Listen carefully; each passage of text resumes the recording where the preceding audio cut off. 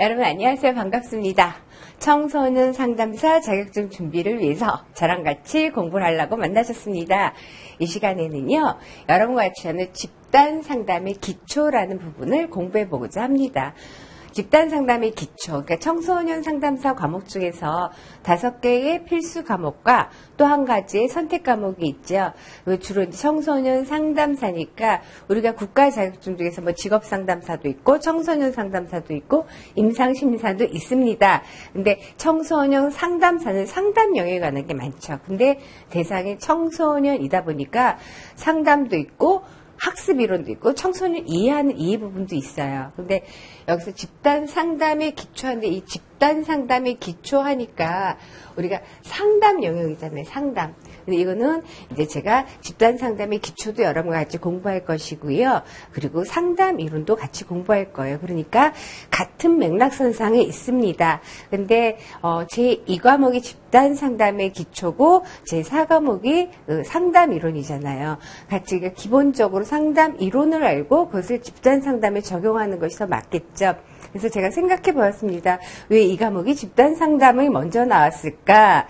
물론 이제 우리가 6과목을 다 공부해야 시험을 보고 합격을 하겠지만은, 청소년들은 상담, 개인 상담도 많이 있지만 집단 상담이 많이 이루어지는 것이 청소년입니다. 그것은 발달 단계상의 문제를 다루는 적이 많기 때문이죠.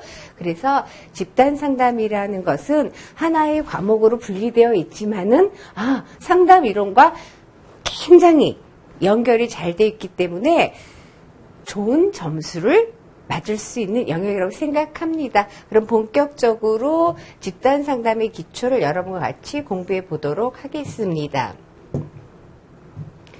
자, 집단 상담의 기초 일단 우리가 상담이라는 것을 하는데 집단 상담이라는 것, 집단 상담. 그러면 상담이라는 것의 정의를 여러분들이 청소년 상담사, 그러니까 기본적으로 상담 배경을 선행 과정에서 공부를 하셨을 경우가 많을 거예요. 그럼 상담이라는 것은 무엇인가? 상담이라는 것은 뭐예요? 상담이라는 것은 기본적으로 문제가 있는 상황을 문제 없는 상황으로 도와줄 수 있도록 하는 거죠. 그래서 기본적으로 상담은 면대면의 관계에서 이루어집니다. 요즘 매체가 많이 발달해서 인터넷 상담도 있고 전화 상담도 있고, 그러니까 사이버 상담이라고 할 수 있겠죠. 사이버 상담도 있고 전화 상담도 있고 하긴 하지만 기본적으로 언어를 활용한 면대면 활동을 하게 돼요. 그게 상담인데 개인 상담, 집단 상담, 그러한 상담을 집단적으로 하게 되는 거죠. 그것을 지금 꼼꼼하게 다뤄보는 과정이 집단 상담의 기초입니다. 그러면 집단 상담이라는 것은 무엇이냐? 우리가 상담에는 제가 어떤 문제라는 걸 얘기를 했어요. 문제 있는 사람인데 이 문제가 어떠냐?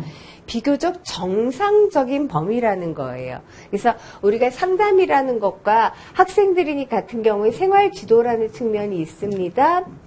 생활지도라는 측면이 있고 상담이라는 측면이 있고, 우리가 사람들을 대해서 할 때, 그 다음에 좀 더 비정상적인 문제를 다룬 심리치료라는 부분이 있습니다.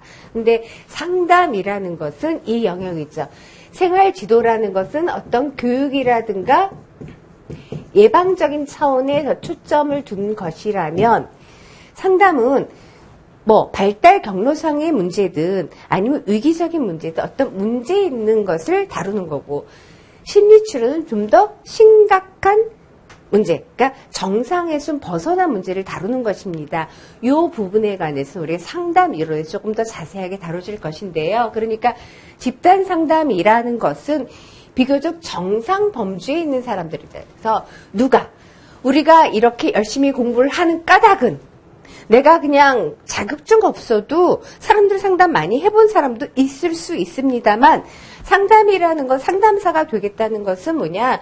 전문적인 활동이라는 거. 전문적에서 비교적 정상적인 범주에 있는 사람들이 전문 상담사와 함께 협력관계, 라포 형성 잘 된 상태에서, 다시 말하면 신뢰롭고 허용적인 분위기, 여기 신뢰롭고 허용적인 분위기, 이것이 우리가 상담 용어에서 어떻게 하면 라포, 이렇게죠.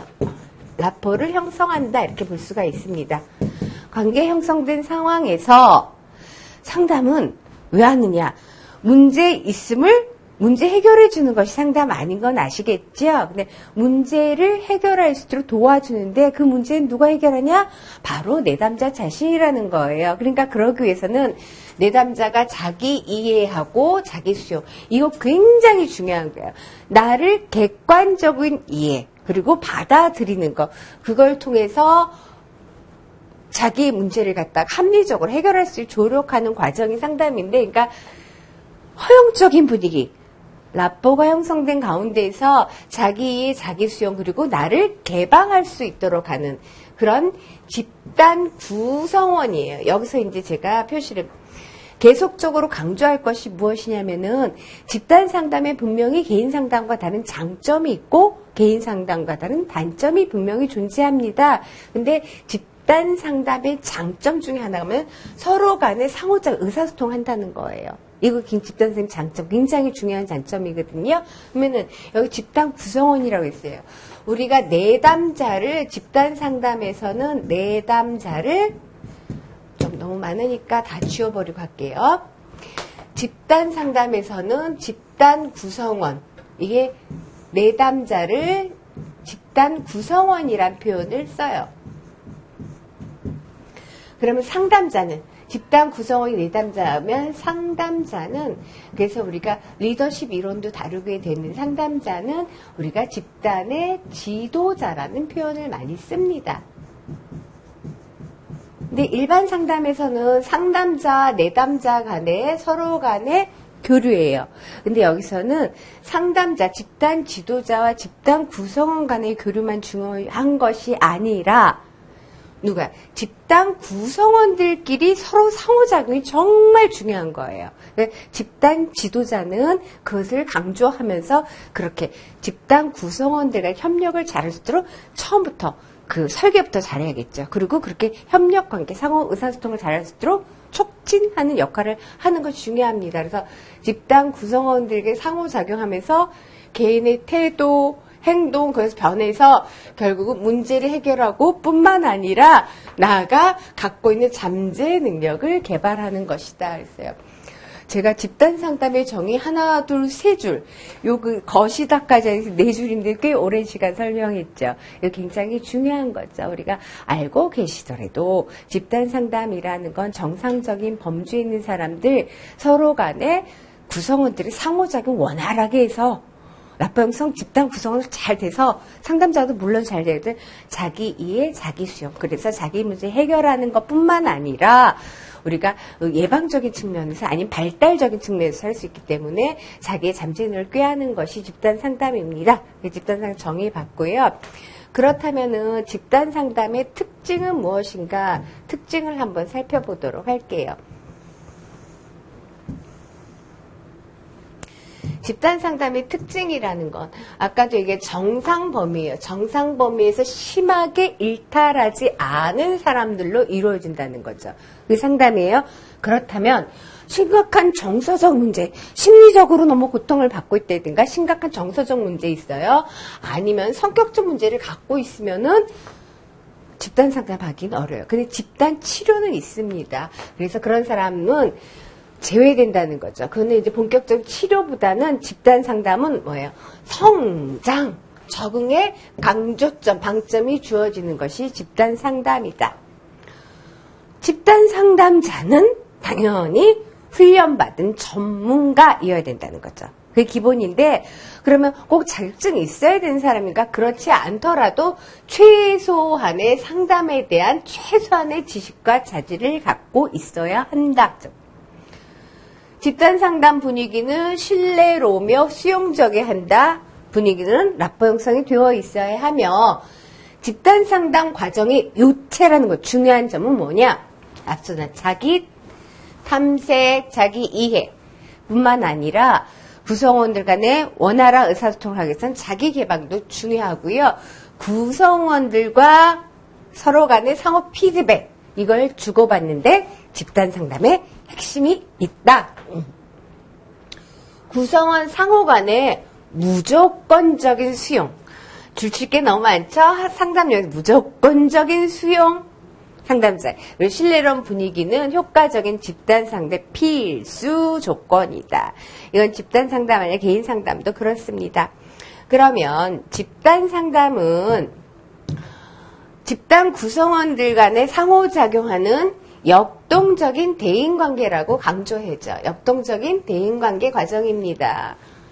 다이나믹한 거죠. 고정적인 것이 아니라. 그래서 개인 상담과 비교하면 집단 상담의 우월성이 있겠죠. 우월성은 뭐냐?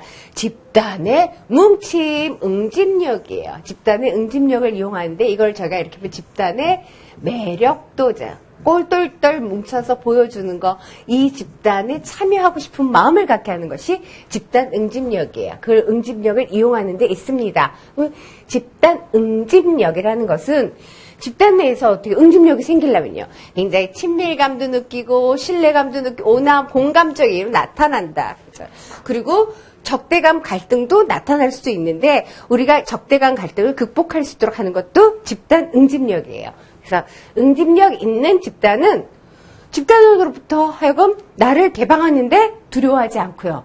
내가 어떤 개방하는 거에 대해서 두려움, 위험을 감수할 수 있고요. 그리고 갈등이 있으면 이걸 갖다가 회피하지 않고 우리가 문제를 해결해서 갈등이 있으면 부딪혀야 될 때가 있습니다. 그런데 관계 형성이 잘 안 되면 이 부딪힘이 두려워요. 그럼 자꾸 찾아나면 제대로 된 문제 해결을 하기가 어려울 수 있어요. 그래서 갈등을 표현 안 하는 것이 아니라 갈등도 건설적으로 표현해서 성공적인 상담으로 나아갈 수 있도록 하는 것이 집단의 매력, 집단의 응집력입니다.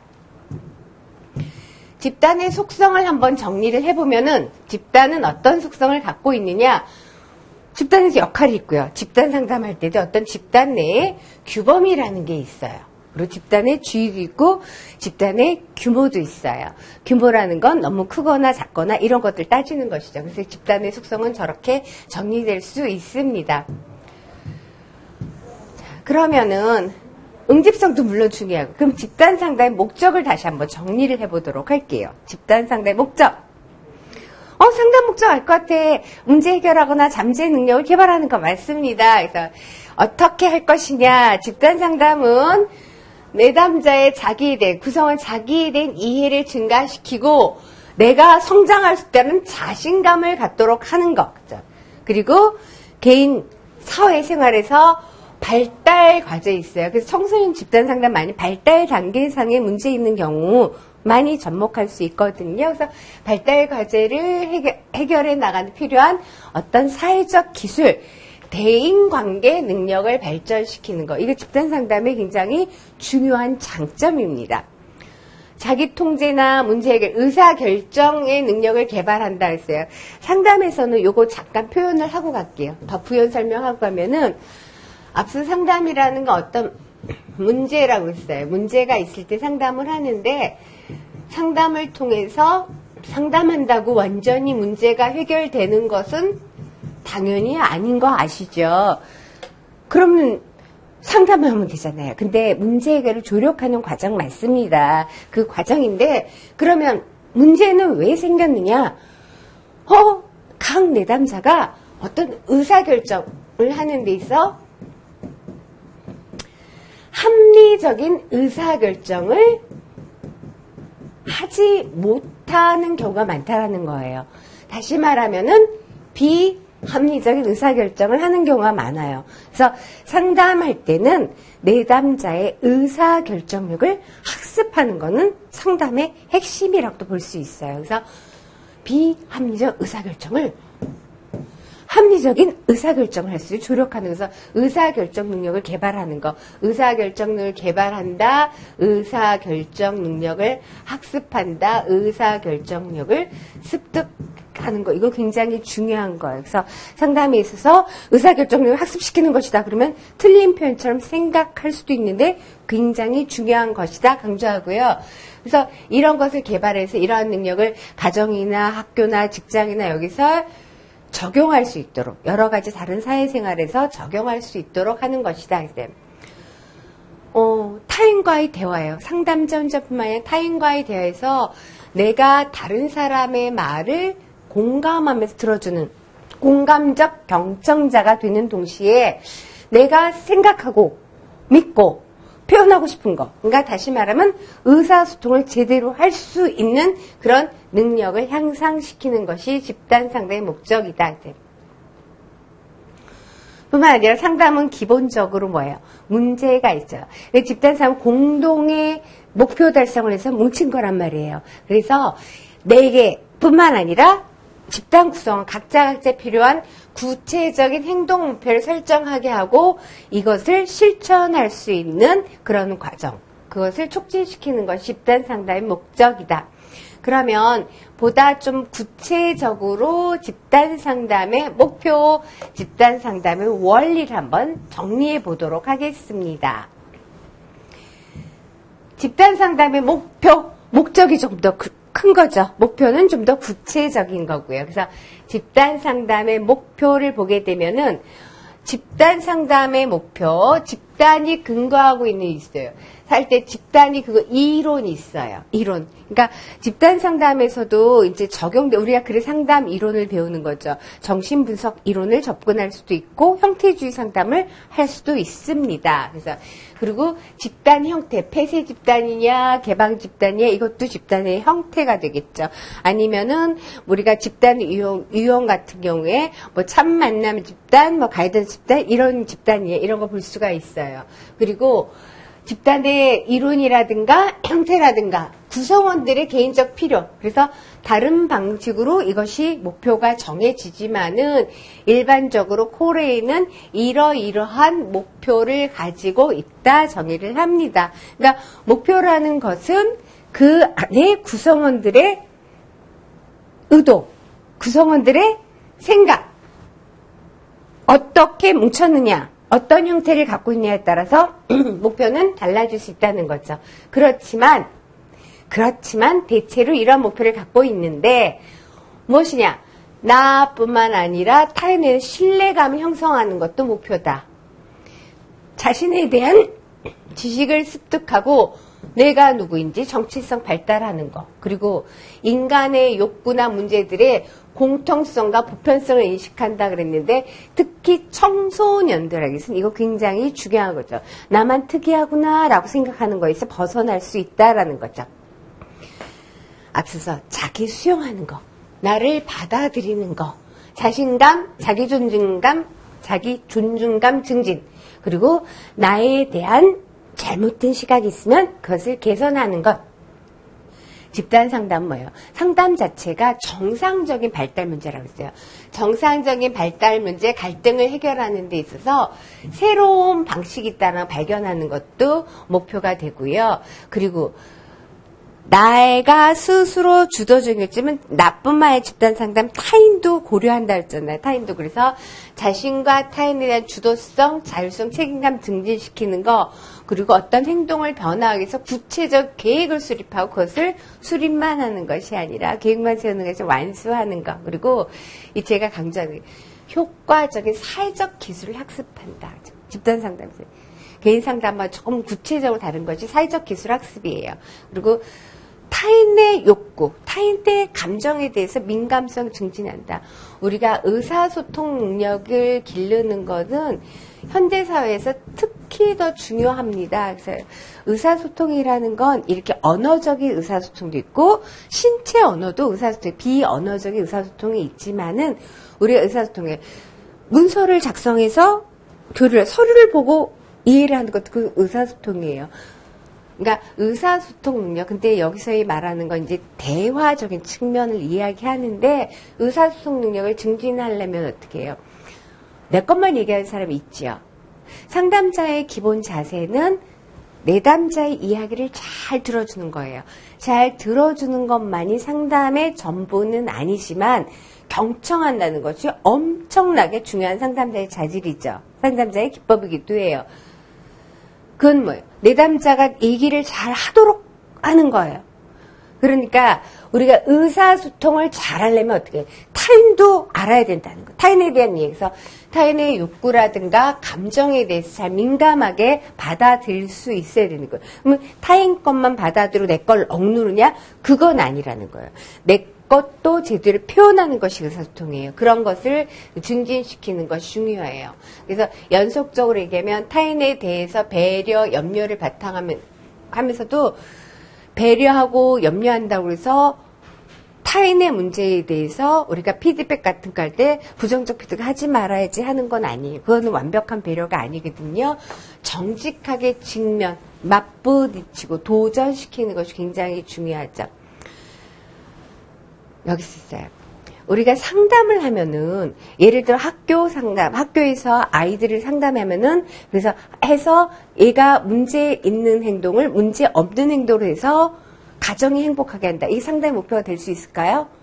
그건 상담의 목표가 아니에요. 이 문제가 해결되는 것 자체를 부수적으로 가정이 행복하게 되는 거죠. 학교가 원활하게 문제 없는 아이들만 있을 수는 없겠지만 문제 있는 아이가 문제가 개선되면은 학교에서 좀 생활지도가 좋겠죠. 그래서 그런 거 그건 부수적으로 나오는 거지 그것이 상담의 목표는 될 수가 없거든요. 여기서 내가 이거 굉장히 중요해요. 타인의 기대에 부응하는 태도. 우리가 타인의 기대에 부응하는 태도 어떨까요? 우리가 인간중심 상담에서 타인이 본 자아라는 게 있어요. 내가 생각하는 나하고 타인이 본 나. 이것이 다르면 어떨까요? 내가 생각한 나는 알잖아. 내가 어떤 객관적으로 내가 어떤 완전히 객관적으로 자기를 알지 못해 나는 좀 어떤 사람인가 타인이 나를 너무 좋게 본다. 그럼 어때요?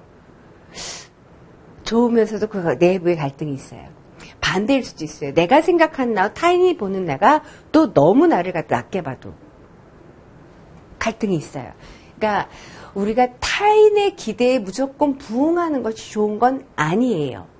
그러니까 타인의 기대에 부응하려면은 학자들마다 여러 가지 있어요. 뭐 예를 들어서 그 형태주의에서는 뭐 그 신경증의 층에서 공포층이 있어요. 내가 내 자신을 있는 그대로 드러내면은 싫어할까봐 거기 맞춰주는 거. 올바른 거 아니거든요. 그런 태도는 옳지 않아요. 그래서 타인을 무시하라는 건 아닌 거 분명히 아시죠? 타인의 기대에서 벗어나서 내 기대에 맞게 사는 방식이 뭐냐. 이게 내 맘대로 하겠다는 건 아닌 거 아실 거예요. 그거죠.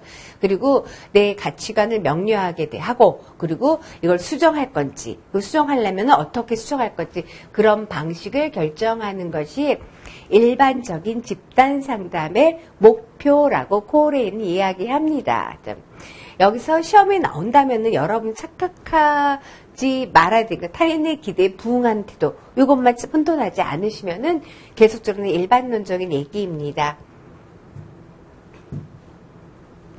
그럼 집단 상담의 원리 다시 한번 정리를 할 거예요. 집단 상담 어떤 원리에 근거해서 해야 되느냐? 집단 상담은 나를 이해하는 거. 집단 상담 원리는 나를 이해하는 거. 나를 제대로 이해하고 그 있는 그대로 나를 받아들이고 그리고 있는 그대로의 나를 개방하는 것 그리고 자기 스스로의 평가도 중요해요. 우리가 평가도 타인에 의한 평가도 있지만 자기 스스로 자기 평가를 객관적이고 합리적으로 할 수 있도록 하는 것 그리고 어떤 문제에서 도전하는 것 이것이 집단 상담의 원리라고 볼 수 있습니다. 그 다음에 이제 본격적으로 가기 전에 여기서 앞서서 제가 상담과 생활 지도와 그 다음에 심리치료 살짝 얘기했는데 우리가 집단 상담이란 비교적 정상 범주에 있는 사람들을 대상으로 이렇게 있잖아요.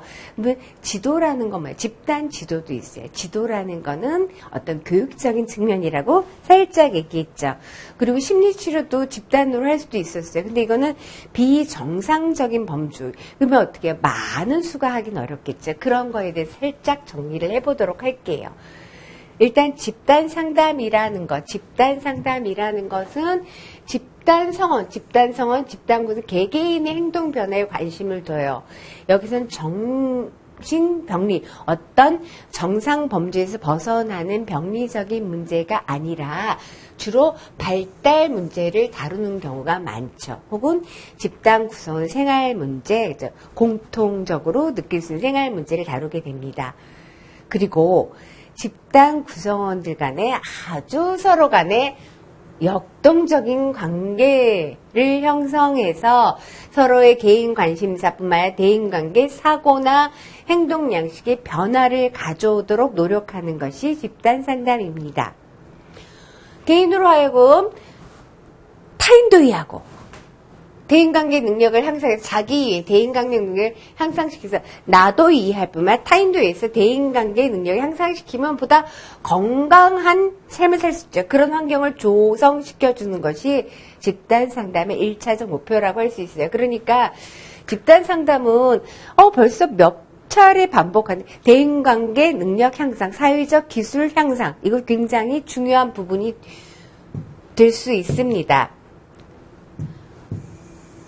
그렇게 하는 거, 그러니까 이 집단 상담은 본질적으로 예방적인 기능을 갖고 있는데, 그래서 개인이 어떤 그 문제에 대처해 나갈 특별한 문제를 다루기도 하지만은 본질 예방적인 기능을 갖고 있습니다.